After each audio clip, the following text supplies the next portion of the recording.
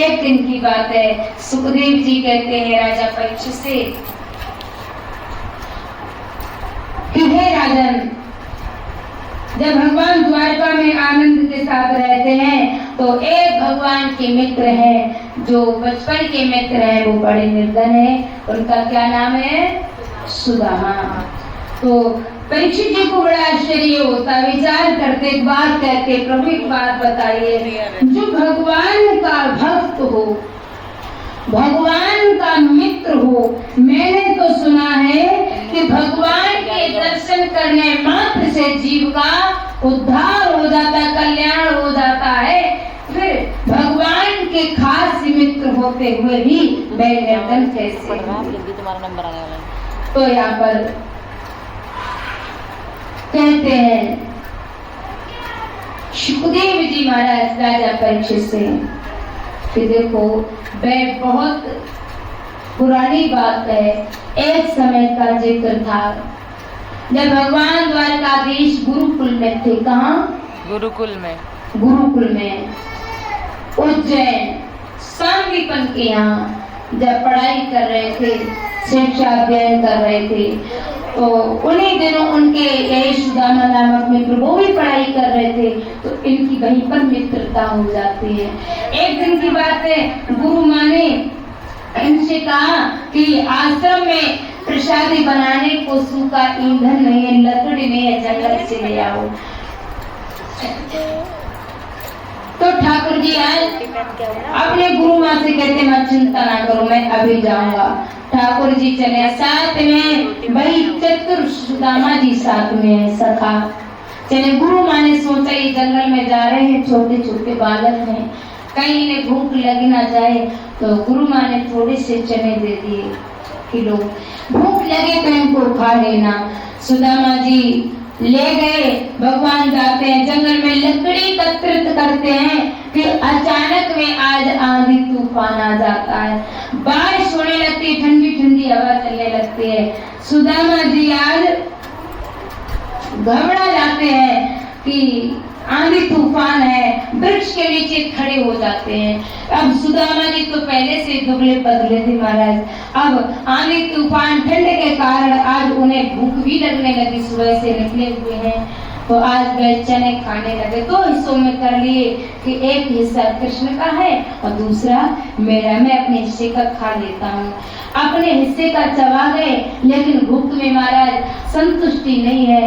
अब थोड़ा दो दाने चने फिर से ले लेते कृष्ण के हिस्से में से, विचार करते हैं 2 दाने खा लूंगा तो कृष्ण को क्या पता चलेगा मैंने इसके हिस्से का खाया है, 4 दाने और खा लूंगा तो क्या पता पड़ेगा कृष्ण को कि मैंने इसके हिस्से का खाया है। ऐसा सोचते सोचते कहते कहते सुदामा जी ठाकुर जी के हिस्से का पूरा खा गए। अब बारिश बंद हुई है तो ठाकुर जी जब चले, ठाकुर जी ने मांगा था अरे मित्र का खा रहे हो मुझे भी दे दो, पर सुदामा जी झूठ बोल देते हैं मैं कुछ खा नहीं रहा हूँ, वो ठंड की वजह से मेरे दांत बाज रहे हैं। अब बारिश बंद हुई और जब चले ठाकुर जी कहते हैं अरे सुदामा, गुरु माँ ने कुछ दिया है वो मुझे भी दे दो, थोड़े चने भूख लग रही है बहुत तेज। सुदामा जी रोने लगे, कहने लगे कि वो तो मैंने ही सारे खा लिए, अब मेरे पास नहीं है, अब मैं कहाँ से लाऊं। तब जब सुदामा जी रोते हैं, भगवान कहते रो नहीं, तुमने मेरे हिस्से का खा लिया कोई बात नहीं, पर ये बात गुरु जी को नहीं बताना। उधर गुरु सांदीपन जो है ना, आश्रम में बैठे बैठे अपनी दिव्य दृष्टि से देख रहे हैं कि सुदामा ने आज स्वयं नारायण के हिस्से का खा लिया। आज से सुदामा ने अपने जीवन में दरिद्रता लिख ली। कहते हैं हमारे जब हम दूसरे के हिस्से का खाते हैं, खाने का प्रयास करते हैं, वो उसी दिन से समझ लो दरिद्रता की ओर चला जाता है। इसीलिए कभी भी जीवन में हमें विशेष ध्यान रखना चाहिए कि कभी भी हमें किसी के हिस्से का नहीं खाना चाहिए, चाहे परिवार हो, चाहे रिश्तेदार हो, चाहे कोई भी हो, पर किसी के हिस्से का नहीं खाना चाहिए। क्योंकि आज यदि हम किसी के हिस्से का खाएंगे ना, तो कल हमें उसका ब्याज के सहित लौटाना पड़ेगा। भगवान ने तुम्हारी किस्मत में यदि आधी रोटी लिखी है, एक लिखी है, तो उसी को खा के संतुष्ट हो जाओ, तो पर मत भागो। लेकिन प्यारे, हम जीवन में ऐसा कभी कभी भूल जाते हैं, हम उन नियमों का पालन नहीं कर पाते हैं। बस हम इतना ही विचार करते, इतना एक ही बुद्धि में बात सोचते हैं कि जितना एकत्रित कर लूं उतना कम है, छीन के, चुरा के, जबरदस्ती बस इकट्ठा हो जाए। पर सही क्या है, गलत क्या है, ये हम भूल जाते हैं। पर प्यारे, अगर तुम ठाकुर जी पर समर्पण रहोगे, ठाकुर जी के चरणों में उनकी इच्छा से अपनी इच्छा रखोगे, उनकी इच्छा में अपनी इच्छा करके जीवन को जियोगे, फिर जीवन में कोई कमी नहीं आती। और जो किस्मत में कहते हैं वो आज नहीं तो कल जरूर मिलेगा। आज किस्मत में तुम्हारे एक है तो एक, और कल यदि 4 लिखा है तो वो मिलेगा। यदि छीनोगे फिर वह भी जो किस्मत में है वो भी नष्ट हो जाता है, वो भी नहीं मिलता है। इसीलिए संतुष्ट रहिए, जितना ईश्वर ने दिया है उसी में प्रसन्न रहिए। यदि तुम्हारे जीवन में आज दुख है कल सुख भी आएगा, आज सुख है तो कल दुख भी आएगा। यही जीवन की कहानी है। ठाकुर जी के यहाँ किसी बात की कोई कमी नहीं है, बस प्रभु के प्रति समर्पण करिए। हमारे वेद में सभी कहते हैं कि जो किस्मत में उसे कोई कभी भी किसी भी प्रकार टाल नहीं सकता, तुम्हें मिल करके ही रहेगा। कहते लगी बाजार किस्मत की, वहाँ हर चीज बिकती है। जैसे आज बाजार देखते ना, वहाँ हर चीज मिलती है कि नहीं, ऐसी आपके नगर में, क्षेत्र में जो भी बाजार है, कुछ भी वस्तु ले लो, ऐसी भगवान की बाजार है, किस्मत की बाजार है। आपके नसीब में हर एक चीज है, लेकिन कर्मों के अनुसार भगवान तुम्हारी किस्मत में लिख देते हैं। तो कहते हैं प्यारी, लगी बाजार किस्मत की, वहाँ हर चीज बिकती है, पर लिखा है जिसके जो मुकद्दर में उसे वही चीज मिलती है। इसलिए जो किस्मत में वो ठाकुर जी जरूर प्रदान करेंगे, बस मन में संतुष्टि रखो। बोलो राधे राधे राधे राधे। महाराज, अब ठाकुर जी सुदामा जी जब गुरुकुल में गए हैं, कछुद रहे हैं, भगवान ने 64 दिनों में सारी 64 प्रकार की विद्याओं को सीख लिया था। भगवान मथुरा से द्वारका में जाते, भगवान के 16,108 विवाह होते हैं, इधर 12 बच्चे होते हैं। इधर सुदामा जी भी अपने धाम पोरबंदर चले जाते हैं। सुदामा जी ने भी विवाह कर लिया। सुदामा जी का विवाह होता है सुशीला नामक कन्या से। सु माने सुंदर, बड़ी सुशीला से विचारों की, उसी का नाम सुशीला है। तो बड़े आनंद के साथ रहते हैं। लेकिन महाराज, आज धीरे धीरे धीरे धीरे जैसे समय व्यतीत होता, जीवन में दरिद्रता आने लगी है।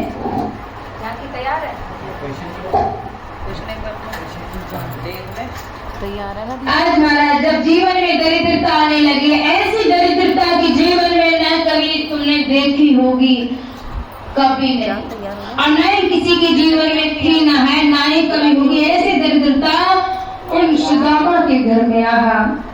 यहाँ पे कहते हैं प्यारे कि एक समय यदि प्रसाद मिल जाए फिर दूसरे समय का कोई भरोसा नहीं है। सुदामा जी के जीवन में एक नियम है, कहते हैं ना, जीवन में हर एक नियम किसी न किसी को अपनाना चाहिए।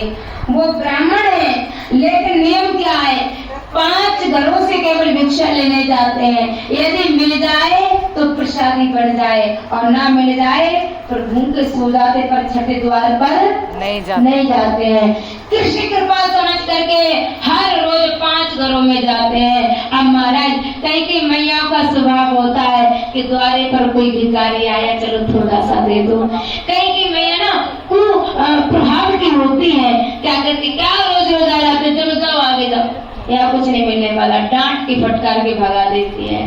पर एक बात कह मैया, कभी भी कोई द्वारे पर संत आए, भिखारी आए, पता नहीं भगवान के स्वरूप में कब माई परीक्षा लेने आ जाए, द्वारे पर से किसी को खाली हाथ नहीं लौटाना चाहिए। तुम्हारे पास जो मन पड़े वो दे दो।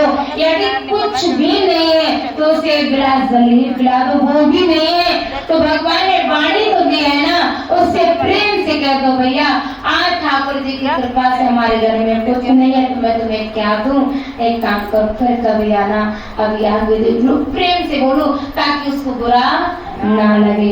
लेकिन आज के समय में कोई घर ऐसा नहीं जिसके घर में कुछ ना कुछ ना हो, इतना गरीब कोई नहीं है, पर खाली हाथ नहीं लौटाना चाहिए। सुदामा जी को बार बार दुदकार देते, भगा देते, पर सुदामा जी कृष्ण के पास समझ कर, हरी इच्छा समझ करके मिल जाए तो पा लेते, ना मिले तो कोई बात नहीं।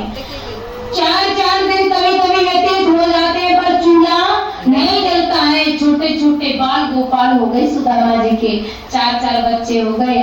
चूल्हे की ओर देखते हैं कि कब चूल्हा जले तो थोड़ा सा प्रसाद बने और हमको पाने को मिले। पेट में जलन मचने लगती है, भूख के कारण परेशान हो जाते हैं। सुशीला देख रही अपने बच्चों के लिए, बड़े दुखी हो जाते, रोने लगते हैं। अब भगवान से अरदास करते हैं, प्रभु मेरे पुत्रों भूख की वजह से तड़प रहे, मुझसे ऐसा कौन सा अपराध बन गया, ऐसे हमने कौन सी कुकर्म किए हैं जिसके कारण आज मेरे द्वारा मेरे बच्चों को तुम दंडित कर रहे हो। अरे हम तो अपने भूख को बर्दाश्त करने, जल पीते समय को व्यतीत करने, लेकिन इन छोटे छोटे बच्चों का ये भूखापन, ये तड़प रहे हैं, ये दुख मुझसे देखा नहीं जा रहा है। रोई रही थी सुशीला, तब तक महाराज आज सुदामा जी थोड़ा कहीं पे आए बाहर से भिक्षा मांगते हुए, पर कहीं कुछ नहीं मिला, और घर में प्रवेश किए तो क्या देखा कि सुशीला बैठी बैठी रो रही है। सुदामा जी ने कारण पूछा, क्यों रो रही हो देवी? सुशीला कहती है कि प्रभु मैंने ऐसे कौन से कुकर्म किए, बुरे कर्म किए, जो इतनी दरिद्रता, इतनी गरीबी मैंने कभी नहीं देखी। आज मेरे बच्चे तड़प रहे हैं, मुझसे देखा नहीं जा रहा, मैं क्या करूं? तब भगवान की वह बात को याद करके, भगवान की इच्छा समझ करके सुदामा जी बात कहते हैं सुशीला से, सुशीला तुमसे कोई गलती नहीं हुई है, सारे अपराध मैंने किए, मेरे अपराध के कारण तुम सभी को दंड मिल रहा है, मेरे कारण बच्चे भूखे बिलख रहे हैं। सुशीला कारण पूछती है, आपकी वजह से कैसे प्रभु मुझे बताइए। तब सुदामा जी कहते हैं कि देखो मैंने स्वयं द्वारकाधीश के साथ छल किया था, और उसी छल के कारण आज मेरे जीवन में दरिद्रता है, और न जाने द्वारकाधीश मेरा गोविंद मेरी दरिद्रता को, मेरे दुख को कब दूर करेगा।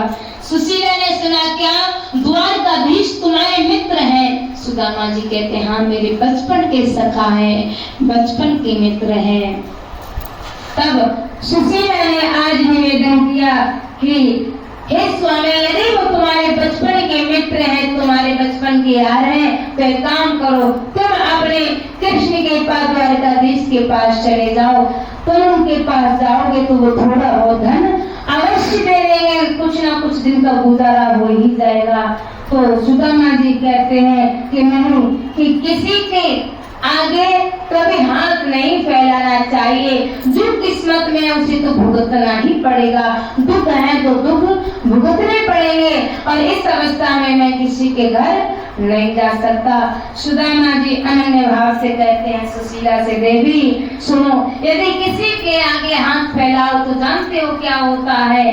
कहते हैं सुदामा जी, अब गई आदर गयो, नैनन गयो स्नेहा, ये तीनों तब ही गए जब ही कहा कछु देह। जैसे ही महाराज तुम किसी के आगे हाथ फैलाओगे तो जो पहले से तुम्हारे प्रति किसी के हृदय में प्रेम होगा, स्नेह होगा, वो भी दूर हो जाएगा, वो भी नष्ट हो जाएगा केवल हाथ फैलाने से। इसीलिए महाराज हम नहीं जा सकते। सुदामा जी कहते हैं, और मैं चलो जाऊंगी, फिर मित्र के यहाँ, एक बेटी के यहाँ और एक गुरु के यहाँ कभी खाली हाथ नहीं जाना चाहिए। सुदामा जी कहते हैं, मैं जाऊंगी तो मेरे पास कुछ भेंट में ले जाने के लिए नहीं है, इसलिए मैं नहीं जा सकता। आज बार बार सुशीला कह रही है, प्रभु यदि तुम्हारे पास ले जाने को कुछ नहीं है, तुम्हारे मन में यही भाव है, तो मैं कुछ ना कुछ व्यवस्था करती हूँ, आप जाने की तैयारी करो। और देखो, आप कहते हो ना वो मेरे मित्र हैं, तो मित्र आपके कैसे हैं, आपके यार कैसे हैं, यह आप आज आजमा लीजिए। और एक बात कहें, बुरे वक्त में भी आप आजमा सकते हो कि मेरा अपना कौन है। जब तुम्हारे पास सुख, वैभव, धन संपत्ति होगा, तब तक यह सब तुम्हें अपने नजर आएंगे कि सब मेरे अपने हैं। लेकिन वास्तविक में अपना कौन है ये जब समझ में आता है, जब तुम पर विपत्ति हो और वो तुम्हारे साथ खड़ा हो, तभी तुम्हें सही मायने में समझ आएगा कि ये मेरा अपना है। तो महाराज आज सुदामा जी की बात सुनकर के सुशीला कहती है, प्रभु आप जाने की कृपा करिए, तैयारी करिए, मैं कुछ ना कुछ अवश्य व्यवस्था करती हूँ। सुदामा जी की बात को सुनकर के उन्हें आश्वासन देकर के सुशीला कई घरों में गई हैं, पड़ोसन के पास गई हैं कि बहन ज्यादा नहीं तो एक मुट्ठी हमको थोड़ा चावल दे दो, और मेरे पतिदेव द्वारिका जा रहे हैं, लौट करके आएंगे तो तुम्हें ब्याज के सहित लौटाऊंगी। वो प्रश्न कहती है, अरे अभी तो तू 2 दिन पहले ले गई थी, अभी तक तो तूने बोली वापस नहीं किया, बात कर रही है ब्याज के साथ लौटाऊंगी। नहीं मेरे पास नहीं है। पर कोई पड़ोसन बड़ी दयालु है, करुणा हृदय की है, बड़ी कोमल हृदय की है, तो उसे दया आ जाती, बेचारी भूखी है, बच्चे भूखे तड़प रहे होंगे, तो लो एक मुट्ठी भरा और दे दिया। 2-4 घरों में गई है तो किसी ने टूटे चावल फटके हुए दे दिए, किसी ने एक मुट्ठी भर के दे दिया, लो ले जाओ। सुशीला आज लेकर के आई है, अरे लेकर के आई है तो आज सुशीला वस्त्र देख रहे हैं कि उसमें बांध करके मैंने दे दूं, पर मास्टर जो वस्त्र उठावे वो बीच से गला हुआ, फटा हुआ है। एक विलायन वस्त्र साबित नहीं है जिसमें वो वह चावल बांध के सुदामा जी को दे दे। लेकिन आज सुशीला ने कृष्ण चिंतन करने के साथ साथ सुई से आज सिल रही है, कई जगह से फटा हुआ है, उसे सिल के आज इतना चौड़ा कर लिया, उसी में चावल बांध दिए और कहा ले जाओ। और मन में एक भाव और है कि देखो जब इस फटे हुए वस्त्र को, सिले हुए वस्त्र को ठाकुर जी देखेंगे तो वो खुद ही बिना कहीं समझ जाएंगे कि सुदामा के घर में कितनी गरीबी है। कभी वर्णन करने से परिस्थिति का बयान नहीं करा जाता, नहीं कोई समझ सकता, समझने वाला होता तो वो हालात देखकर के बिना कहे शब्दों में, शरीर से देखकर के ही समझ जाता कि हालात कैसे हैं। आज सुदामा जी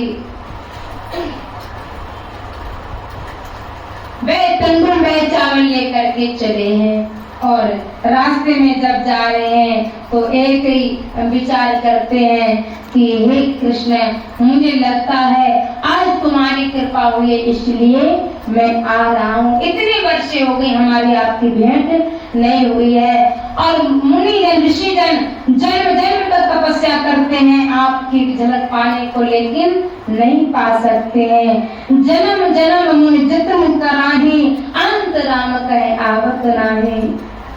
कितनी भी तपस्या करें फिर भी अंतिम क्षणों में हरि का दर्शन नहीं हो पाता है। और आज प्रभु मैं आ रहा हूँ, मुझे लगता है कि आज आपकी असीम कृपा मुझ पर हुई है, इसीलिए मैं आज आ पा रहा हूँ। हे प्रेम प्रयोग समझते हो, यह पपी है प्यासा आया है, करुणा ने दिया समझ लेना, निज दर्शन करने आया है। मेरे मन में कोई और आशा नहीं है, मैं केवल आपके दर्शन करने मात्र से ही आया हूँ, बाकी कृपा करना तो आपका काम है। और एक ही बात मन में सुदामा जी की आ रही है, उसे एक घड़ी के क्षण ने अब तक मुझको तरसाया है, हे कृपा सिंधु नीचे चले आज क्षमा मांगने आया है। बस वही एक क्षण का, एक पल जो हमने छल कर दिया तुम्हारे साथ, उसी के कारण आज मैंने पूरे कितने वर्ष बिता दिए, आपका दर्शन भी नहीं हुआ, और मैंने कितने कष्ट सहे हैं। और इतना कह करके आज सुदामा जी चले जा रहे हैं रास्ते में। इधर भगवान ने देखा कि मेरा मित्र मेरे पास आ रहा है, तो बड़ा हृदय में हर्ष है, ठाकुर जी मंद मंद मुस्कुरा रहे हैं। इधर सुदामा जी को चलते चलते थकान हो गई, क्योंकि कई दिन से भोजन नहीं किया है, बड़ी गरीबी थी जीवन में। तो एक वृक्ष के नीचे सो जाते, विचार करते हैं। मुझे लगता आज मेरे मित्र के भी दर्शन नहीं हो पाएंगे क्योंकि शरीर में सामर्थ्य नहीं, अब नहीं चल पा रहे हैं और दुखी होकर के भगवान का चिंतन करके सो जाते हैं। इधर भगवान ने देखा कि मेरा मित्र में अब सामर्थ्य नहीं है, मुझ तक नहीं पहुंच पाएगा। तब भगवान ने योग माया को आदेश दिया और कहा कि आप मेरे मित्र के लिए उस वृक्ष के नीचे से उस वन से लाकर के द्वारका के बगीचे में सुला दो ताकि उठे और शीघ्र ही वो मेरे पास आ जाए। सुदामा जी महाराज आज सोकर के जब उठे हैं तो क्या देखा, कई लोग बगीचे में चहल पहल कर रहे हैं। सभी से पूछ रहे हैं, अरे भैया यहाँ से द्वारका कितना दूर है? तो सभी कई लोग का भैया द्वारका 6, मतलब वो कहना तो ये चाहता यही द्वारका है, पर हर बात में 6 लगावे ना। तो सुदामा जी विचार करते हैं द्वारका 6 है, फिर मेरा कृष्ण कौन सी द्वारका में है? फिर पूछा, अरे भैया अगर द्वारका 6 तो ये बताओ मेरा कृष्ण द्वारका कौन सी द्वारका में वास करता है? तो फिर वह दूसरे भैया कहते हैं, भैया कृष्ण 6। ओहो, अब तो सर पकड़ के सुदामा जी बैठ गए। द्वारका भी 6, कृष्ण भी 6, फिर मेरो कौन सो कृष्ण कौन से द्वारका में रह रहे? ए मन में बड़ा दुख मान करके आज बैठ जाते, दुखी हो जाते। कई लोगों से पूछो सब यही जवाब देते हैं, पर कोई एक वृद्ध अवस्था वाले बड़े बूढ़े आए, उनसे पूछा, भैया एक बात बताओ, द्वारका 6, कृष्ण 6, फिर मेरो कृष्ण कौन सी द्वारका में रहता है? जो मुरली को पहले बजाता था उसका मुझे पता बता दो। तब एक बड़े बूढ़े व्यक्ति ने कहा, भैया यही द्वारिका है, पर यहाँ हर चीज में 6 लगा में, और इसी में वह कृष्ण रहते हैं जिन्होंने गैया चलाई, जिन्होंने मुरली बजाई, जिन्होंने माखन चुरायो, भूरी कृष्ण इसी द्वारका में रहते हैं। पर हर बात में कृष्ण 6 द्वारका 6 लगा में। अब तो सुदामा जी के हृदय में बड़ा हर्ष हो गया। अब कहने लगे, हे प्रभु, हे कृष्ण, अब तो मैं तुम्हारे श्री चरणों तक आ पहुंचा हूँ। अब आपको पाना ज्यादा दूर, आपकी मंजिल अब दूर नहीं है, बस मैं अपने मंजिल तक निकट जल्दी पहुंच जाऊंगा। और मन में एक ही भाव है, हे प्रभु, हे द्वारकाधीश, हे कृष्ण, जो तेरी शरण में आया तूने उसको तार दिया है, तो आज मुझ पर भी कृपा करना। और एक ही बात कह रहे हैं, आसरा इस जहां का मिले ना मिले, मुझे तेरा सहारा सदा चाहिए। यहाँ खुशियां हैं गम, यहाँ खुशियां हैं कम और ज्यादा है गम, जहाँ देखो वही है हरम ही हरम। हे प्रभु, महफिल में है समागर, जले ना जले, मेरे दिल में उजाला सदा चाहिए। आसरा इस जहां का मिले ना मिले, मुझे तेरा सहारा सदा चाहिए। हे कृष्ण, बस मैं तो बस तुम्हारे नाम का प्रेमी हूँ, तुम्हारे द्वारे आया हूँ, कृपा करना। ऐसा अमन में भाव लेकर के आज चले हैं सुदामा जी। आगे द्वारका में प्रवेश करते हैं और जाकर के वहाँ पर भगवान का महल खोजते खोजते बहुत आगे पहुँचे हैं, जहाँ पर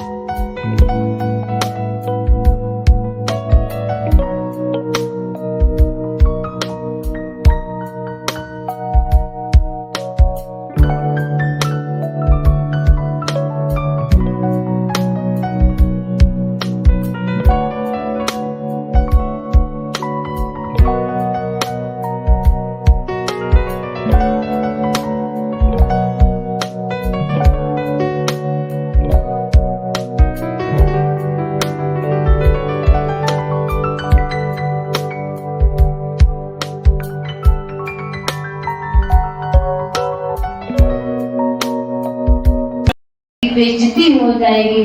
इसलिए सुदामा जी कहते हैं नहीं, मैं कुछ लेकर के नहीं आया। ठाकुर जी कहते हैं नहीं सुदामा, तुम झूठ बोलो, मुझे लगता है तुम्हारी आदत आज भी पहले जैसी ही है, पहले भी तुम झूठ बोलते थे, जरूर लेकर के आए होंगे, मेरी भाभी ने जरूर तुम्हें कुछ ना कुछ दिया होगा। सुदामा जी कहते हैं नहीं, कुछ लेकर के नहीं आया। रहस्य हुई, यानी सुशीला ने संदेश एक ही भेजा है कि हे कृष्ण, हमारी कुटिया में प्रतिदिन 11 होती है। 11 का मतलब एकादशी। एकादशी हर रोज एकादशी की तरह दिन व्यतीत होते हैं, व्रत के समान निकल जाते हैं। 4-4 दिनों में 6-6 दिनों तक हमें भोजन प्रसादी नहीं मिलता, हर रोज एकादशी की तरह निकल जाता है। तब भगवान मुस्कुराए और कहने लगे सुनो मित्र, होनी थी सो हो गई और अब नहीं ऐसी हुई, और भावे तेरे मेल में प्रतिदिन 12 हुए। 12 का अर्थ हर रोज जैसे व्रत खोलते हैं, 56 प्रकार के भोग व्यंजन प्रसाद बनाते हैं, इस प्रकार अब भावे थारे मेल में हर रोज ऐसा दिन आएगा, तू 56 प्रकार के भोग चाहेगी तो तुझे प्राप्त होंगे, पर अब चिंता करने की आवश्यकता नहीं है। इस प्रकार से आज सुदामा जी को भगवान धैर्य देते हैं और कहते हैं मित्र तुम चिंता ना करो, आज तुम प्रसादी को पाओ। और उसी समय आज प्रसादी को पाते, प्रसादी पाने के साथ साथ ठाकुर जी कहते हैं सुदामा से, भैया मेरी भाभी ऐसी नहीं है जो तुझे खाली हाथ भेजे, कुछ ना कुछ जरूर भेजा होगा। पर ठाकुर जी जानते हैं मेरे मित्र झूठ बोल रहा, बगल में देखो आज तंडुल बंधे हुए हैं, लेकर के आए हुए पर छुपा लिए हैं। ठाकुर जी खड़े होते हैं और कहते हैं भैया तेरे बगल में क्या है, बड़ू मोटू मोटू नजर आ रहा है। सुदामा जी कहते हैं भैया कुछ नहीं है, मोटी सी फुंसी निकल आई है, गर्मी का मौसम जा रहा है। ठाकुर जी कह रहे हैं तू झूठ बोले, भैया तू पहले जैसी तेरी आदत है, पहले भी तू झूठ बोले कर तो और आज भी। सुदामा जी का वैभव देख करके ठाकुर जी आगे बढ़े और उस पोटली को उसको छीन लेते हैं, ले लेते हैं और उसमें तंडुल बंधे हुए हैं। और उसी समय ठाकुर जी ने उन तंडुल की गांठ को खोल करके आज एक मुट्ठी भरी है,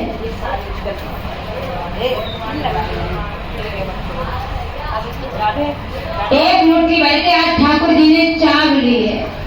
हाँ चाव जब वो पाएंगे ना फिर पकड़ लेना। हाँ थोड़ी सी आज एक मुट्ठी चावे हैं, अभी रुक जाओ। तो आज एक लोक का सुख दे दिया सुदामा को और आज दूसरी मुट्ठी लिए फिर चाव लेते हैं, 2 लोगों का सुख दे दिया। और महाराज जैसे ही तीसरी मुट्ठी भरी है चावने पोते की रुक्मिणी हाथ पकड़ लेती हैं और कहते हैं प्रभु ये क्या कर रहे हो तुमने एक निर्धन के लिए, एक दरिद्र के लिए 2 लोगों का सुख दे दिया, ये क्या कम है। भगवान कहते हैं रुक्मिणी तुमने ये क्या किया, मैं अपने भक्त को सब कुछ समर्पण कर दूं, सब कुछ दे दूं, फिर भी कम है जो मेरे द्वार आ जाए। तभी तो कहते हैं भगवान के जो द्वार जाता है हाथ फैला के झोली फैला के वो कभी खाली नहीं लौटता। और आज भगवान ने उन्हें बड़े सुख प्रदान किया जो स्वयं के जीवन में है। बोलिए करुणा निधान भगवान की जय। और आज सुदामा जी कछुए रुकते हैं।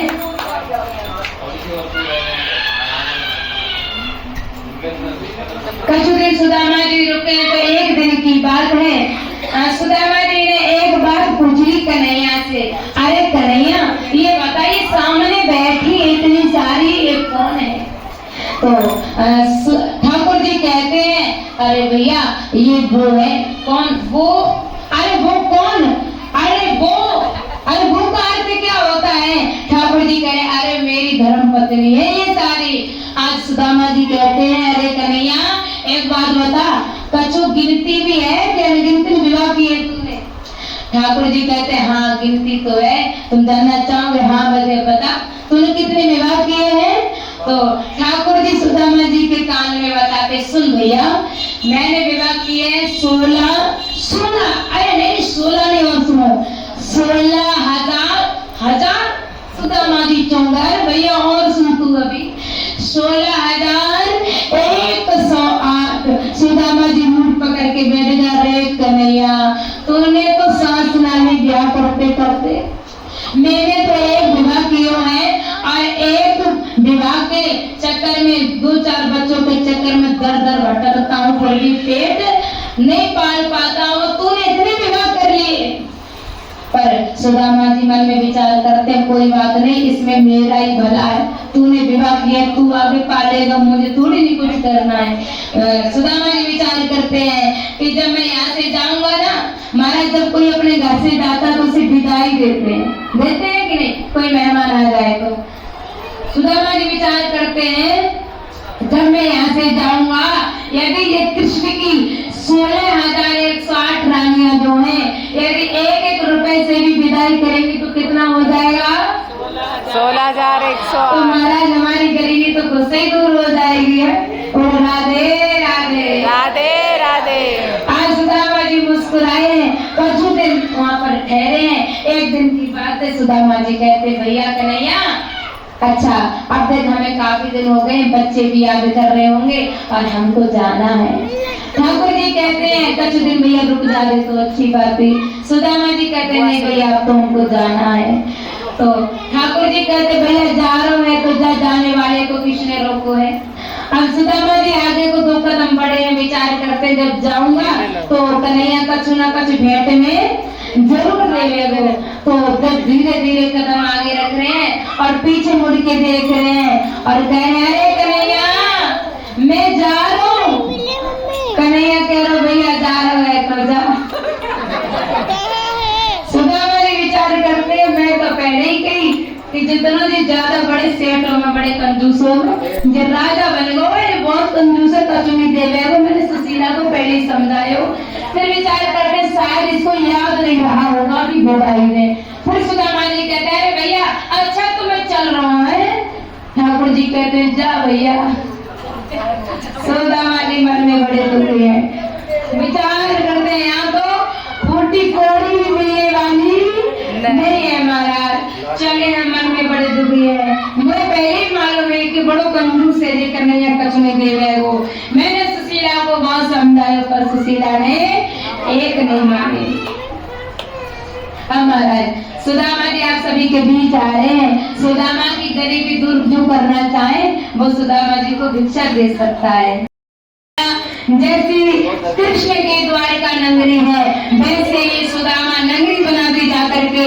वही महल वही द्वारपाल पहरेदार वही सुख सुविधाएं सभी है अब जब सुदामा जी महाराज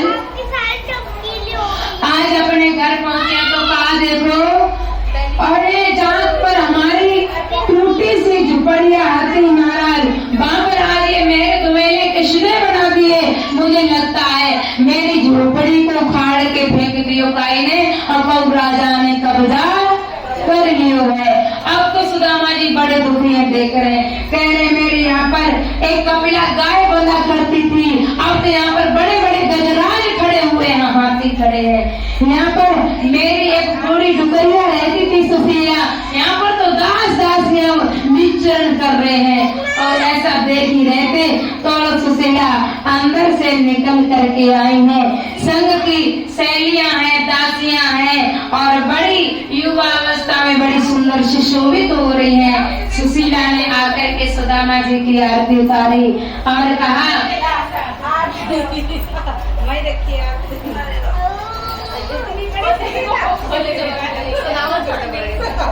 मैया हाँ बोलो राधे राधे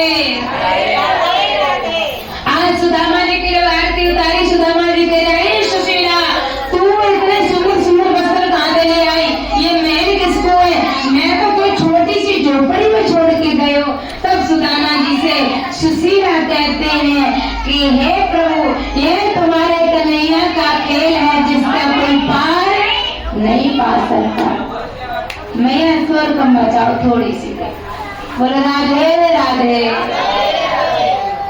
आज सुशीला कहती हैं संसार आसार है ये कुछ सार नहीं मिलता जिस द्वार पे प्यार मिले वो द्वार नहीं मिलता, लेकिन आज वो द्वार मिल गया है ठाकुर जी का, जहाँ मुझे सब कुछ प्राप्त हो गया है। तो सुदामा जी आज वही नृत्य करने लगे, झूमने लगे और कहने लगे, हे कृष्ण, मुझे आशा नहीं थी, तूने मुझे वो दे दिया और आज झूमने लगे हैं। बोलिए भक्त भगवान की।